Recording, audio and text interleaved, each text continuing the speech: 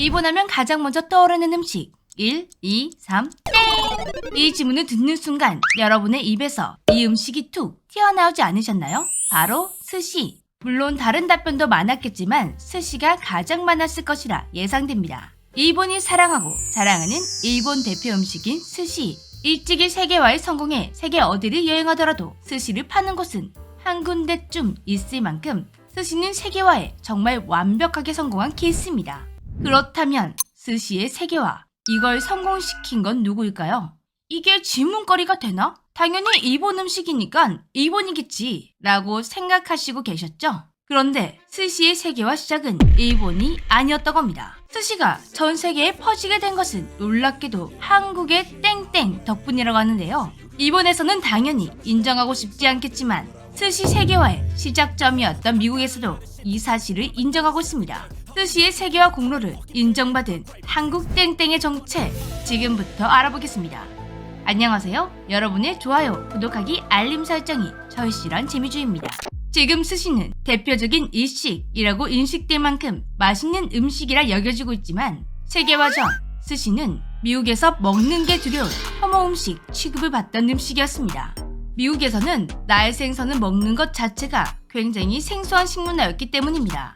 심지어 1964년 미국에서는 날 생선을 먹는 야만국에서는 올림픽을 치를 수 없다며 도쿄올림픽 개최 직전까지 반대 여론이 들끓었었습니다. 하지만 지금은 미국인들이 가장 즐겨 먹는 일식이 스시일 정도로 스시는 사랑받는 음식이 되었습니다. 미국인들이 극혐하던 스시가 지금처럼 일본을 대표하는 음식으로 사랑받게 된 것은 이 기업 덕분인데요. 트루월드 푸드, 미국에 처음 스시를 뿌리내린 기업이죠. 이들이 미국 전역에 체인점을 내가며 스시가 낯선 미국인들에게 직접 스시를 먹여가며 그 맛을 퍼뜨렸습니다. 낯선 음식을 알리는 데는 100마디 말보다 일단 먹여보는 게 최고의 방법이었죠. 트루월드 푸드의 노력으로 스시는 미국에서 대중적인 음식이 되었고 전 세계로 퍼져나가게 되었는데요. 스시를 세계화시킨 시작점이라고 할 수 있는 트루월드 푸드. 그런데 이 기업의 정체가 정말 충격적이었습니다.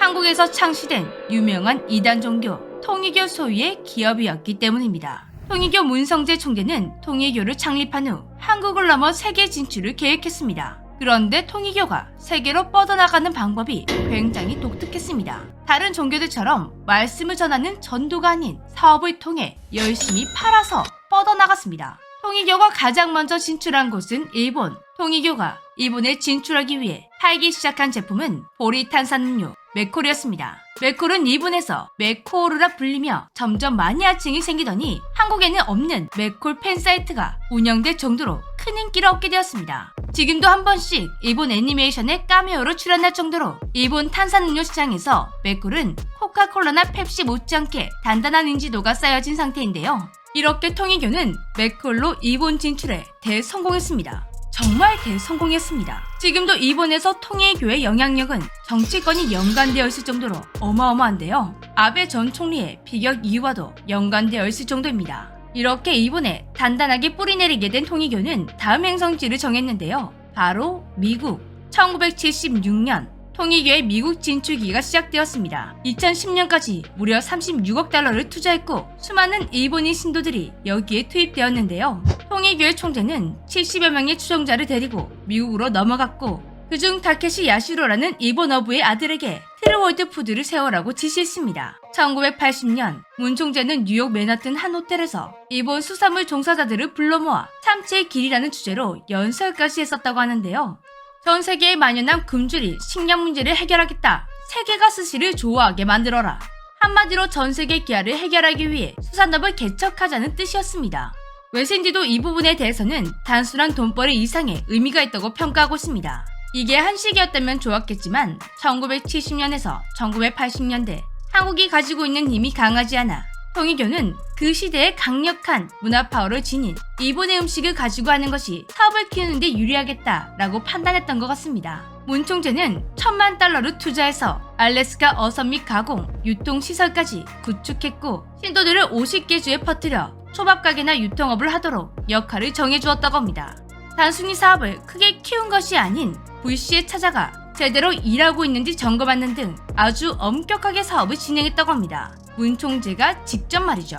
이쯤 되면 이분은 그냥 종교인이 아니라 사업가로 보는 게 맞지 않을까 싶은데요. 동시에 미국 17개 주에 트루워드 푸드 지부를 두면서 횟감 및 각종 식자재 유통을 독점했다고 합니다. 일본에 두고 있는 자회사에서 100만 킬로그램이 넘는 8월을 미국에 수출하고 있을 정도인데요. 지금 트루워드 그룹의 고객사는 무려 8,300곳 이상, 그룹의 연매출은 5억 달러입니다. 한 종교에서 시작했다고는 믿을 수 없는 정도의 사업 규모를 꾸려나가고 있는 중입니다. 일본 현지인들을 동원하고 신선한 재료를 공급해 현지의 맛과 유사한 제대로 된 스시를 퍼뜨리다 보니 날 생선에 편견이 있던 미국인들의 생각도 점점 변하게 된 것입니다. 어느새 날 생선은 야만인들이 먹는 것이라던 미국의 편견은 싹 사라지고 미국에서 초밥은 대중음식이 되었다고 합니다. 이렇게 단기간에 대중화시킬 수 있었던 것은 통일교의 체계적인 전략도 한몫했는데요. 정말 무서울 정도로 체계적인 전략이었습니다. 통일교는 사업에 종교의 믿음도 적극적으로 활용했습니다. 통일교는 교단에서 지정해주는 사람과 결혼을 해야 합니다. 통일교는 미국에 데려온 수많은 일본인 신도 겸 일꾼들을 통일교가 주관하는 결혼을 통해 미국 신도와 일본 신도를 부부로 만들어 미국의 영주권 문제를 쉽게 해결. 덕분에 빠르게 통일교 신도들을 초밥집, 유통업 등에 정착시킬 수 있었습니다. 문 총재는 트루워드 푸드의 브랜드 로고를 통일교 로고에서 착안할 정도로 트루워드 푸드에 많은 신경을 썼지만 세부적인 부분까지는 건들지 않았다고 합니다. 트루워드 푸드는 미국뿐만 아니라 영국, 캐나다, 한국, 스페인, 일본 등 세계의 지부를 두고 사업하고 있습니다. 문 총재의 자녀들은 지금도 이렇게 주장하고 있는데요. 아버지가 이 프로젝트를 착수할 때까지 누구도 초밥이 뭔지 몰랐다. 심지어 회를 그대로 먹는다는 것은 상상도 못할 일이었다. 아버지는 세계가 초밥을 좋아하게 만들었다.